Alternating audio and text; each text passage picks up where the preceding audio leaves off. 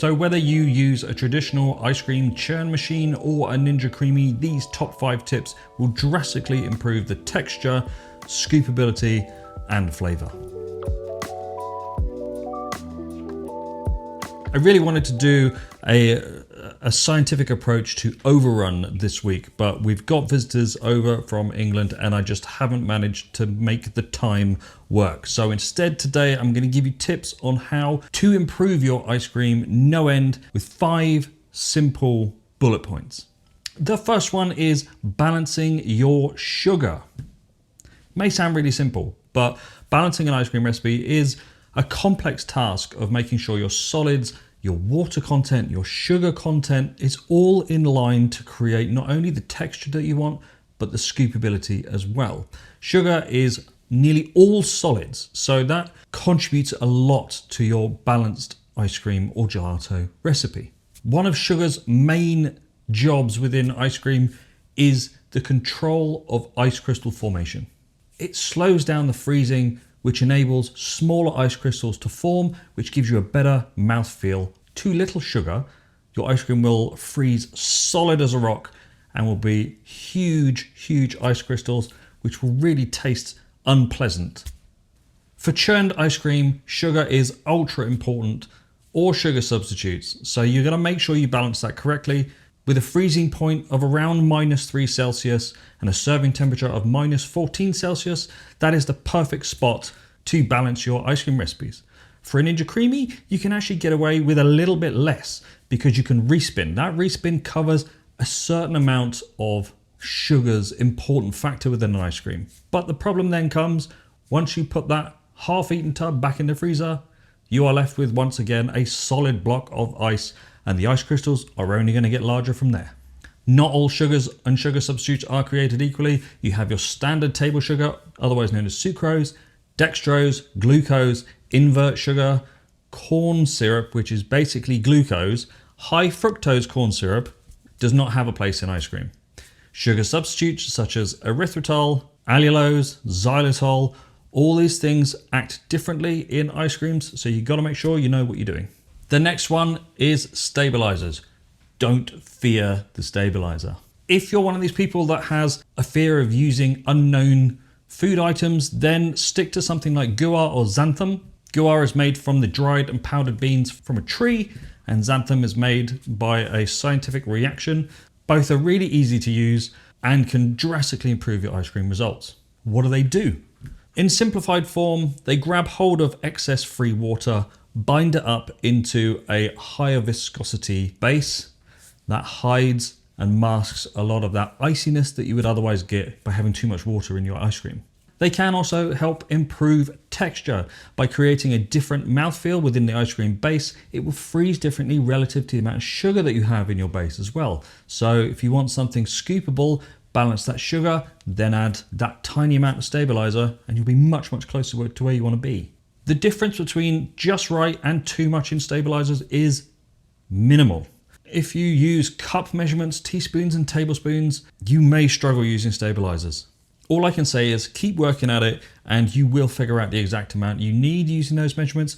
If you weigh your ingredients like I do, the micro scales like this are perfect. You can weigh down to 0.001 of a gram and you'll never have the issue of using too much. The next point is to mature your ice cream base. Ninja Creamis, you're kind of doing this anyway. You're putting your base in the tub and putting it in the freezer. It doesn't freeze instantly. It freezes over a course of 4 or 5 hours. So actually it's starting to mature in that time. It's not maturing enough, to be fair.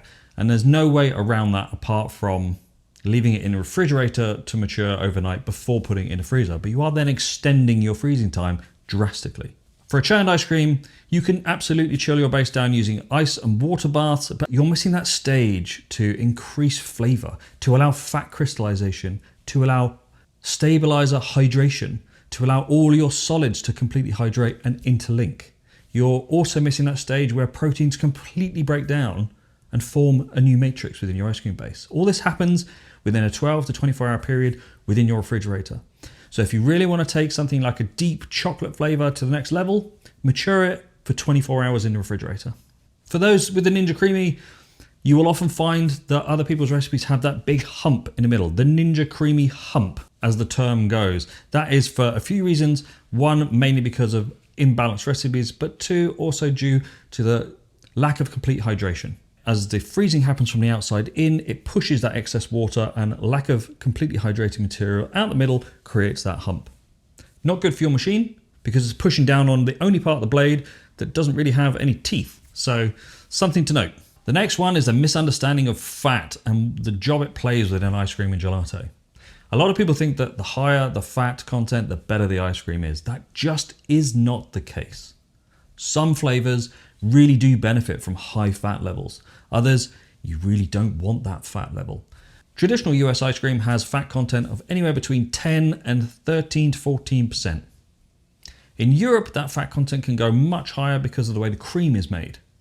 You can get ice cream with fat content way up to 22%. Gelato, on the other hand, has a much lower fat content, generally around the 6 to 8% range, but it does depend on who's making it. There seems to be a movement now where people are branching out between gelato and ice cream and creating something in between. Low overrun like gelato, high fat like US style ice cream. It's actually quite a pleasant balance, to be fair. Overall, too much fat in your ice cream can create a really horrible mouthfeel that's slimy and what is termed as fatty drag, which is a really weird description, but essentially it just means there's fat left on your spoon and your teeth when you eat your ice cream. And as you pull your spoon out, you are left with this fat layer. It's quite unpleasant for some. In other ice creams, it's actually really quite nice, but as a whole, we don't really want that. We want to get our fat levels for US style ice cream to a level where we don't get to that excess fat, but we also get the mouthfeel that we need and that luxury ice cream texture that we're after. For those with the Ninja Creami, this has a much higher impact because there's no overrun in a Ninja Creami. So what you have, if you go too far with the fat levels, is no air to break that fat layer down. So it becomes incredibly fatty and really quite unpleasant to eat. So you've got to watch the fat levels in your Ninja Creami. And the last one is serving temperature. This is a big thing these days with all these healthy ice creams that have hit the market with keto ice creams and no sugar ice creams and ultra high overrun ice creams in excess of 200%, which is crazy. When I buy a tub of ice cream, I want to buy ice cream. I don't want to buy air, but it is also twice the price. So that's what you're doing. Serving temperature is incredibly important, but it is also incredibly individual. Me personally, I like to take my ice cream out of the freezer, get right in there with a scoop and eat it straight away. I do not like that tempering phase that people have labeled it, where you have to leave it out on the worktop for 5 to 10 minutes to soften enough to get it out of the container. A few things happen there. You take your ice cream out of the freezer, you let it soften at room temperature for 10 minutes. What happens is it defrosts from the outside first because that's warmer and has more contact with the outside air. That melts. That outside layer basically turns back to liquid.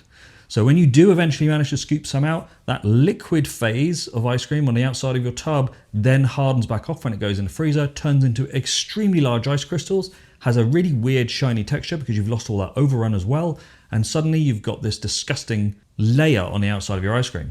If that doesn't bother you, then don't stress about it. Just carry on doing it. You can get away with using less sugar when you do this, but the recrystallization effect after putting it back in the freezer is exponentially worse. The Ninja Creami also has that ability to respin after, so you do negate some of those problems. You can just respin it, but again, you're respinning something that's much harder than the original mix that you've put in your container, much harder on your machine. And we know Ninja Creamis don't last forever, so let's not push them too hard.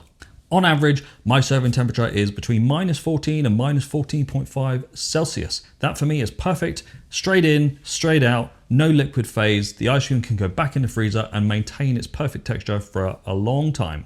If you want to bring that back up, which generally means controlling your solids and or sugars, then base around -12 Celsius. That will give you a balance where it's not so soft that you can just eat it straight out of the tub without stressing and digging in hard, but it's soft enough that you can scoop. And if you have one of those heated scoops that I gave away the other week, then it makes it kind of even easier. Something to remember though, if you're going to remove sugar to balance the freezing point, you're removing a lot of those solids. That will have a huge impact on your mouthfeel and texture of your ice cream. Balance is the key. I hope those tips help you out somewhat. Thanks everyone for watching. Don't forget to like and subscribe, and I'll see you next week when we do a science video on how to control the overrun in your luxury ice cream and gelato.